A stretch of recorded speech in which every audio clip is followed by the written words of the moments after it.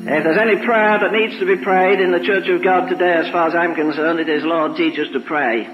Not teach us to want to pray, teach us to pray. Teach us what it is. Teach us not the vocabulary, the disposition. Prayer is not an attitude, not a latitude, an attitude. Prayer is not a position, whether you kneel or face the east. Prayer is not a position, it's a disposition. That's why the Apostle Paul says that it is possible to get to that place where you pray without ceasing, where every moment of your life you're in an attitude of relationship to Him, not for something you want, but that somehow God might come again and breathe. You see, the answer to America tonight is not in the White House, forget it. The answer to America is in God's house.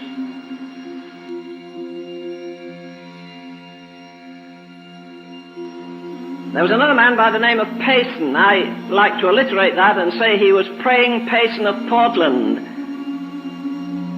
He was a man who, when they prepared him for his casket, they discovered he had some hoofs on his knees. Tradition says that James, the apostle, had calluses on his knees with prayer. Payson had the same thing. In fact, before luxury came and we got so soft, he slept in a bedroom that had no covering on the floor. It had a hard floor like this. And at the side of his bed they found two grooves. Two places that were worn 6 or 7 inches long and deep, and they wondered why they were at the side of his bed. And then somebody said this was the place where he always prayed. And actually he had ploughed 2 grooves in the floor of his bedroom in his intercession.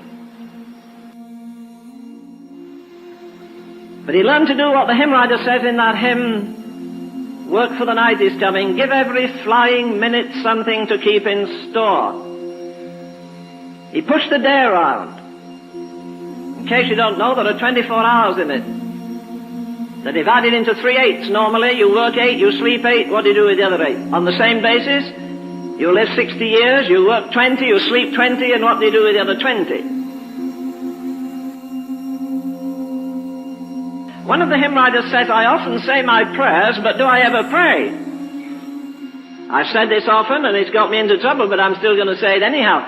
I'm quite sure of this, that no man, I don't care how large his church, don't care how many books he's written, how far he's travelled, I do not believe that any man or woman is greater than their prayer life.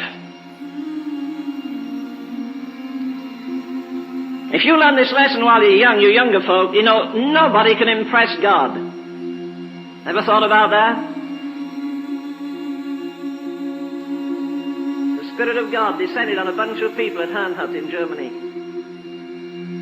You know, that in one sense is a more wonderful miracle than Pentecost in this sense that, do you know how long that prayer meeting lasted? It started at precisely 11 o'clock that Wednesday morning on the 13th of August 1727, and you know what? It lasted 100 years without stopping. That prayer room was never empty for 100 years. Little boys and girls, 7 and 8 years of age, would groan and travail in birth for revival. We approximate to it. We get our muscles stronger and stronger in the place of prayer. You get to the place where you'd rather sweat, you'd rather weep in His presence than laugh in anybody else's presence. You'd rather God whisper a secret into your heart that breaks you than somebody give you the prizes that all the world covets. I don't think I ever go to a prayer meeting where I pray one simple prayer amongst others. And that is, Lord, teach us to pray.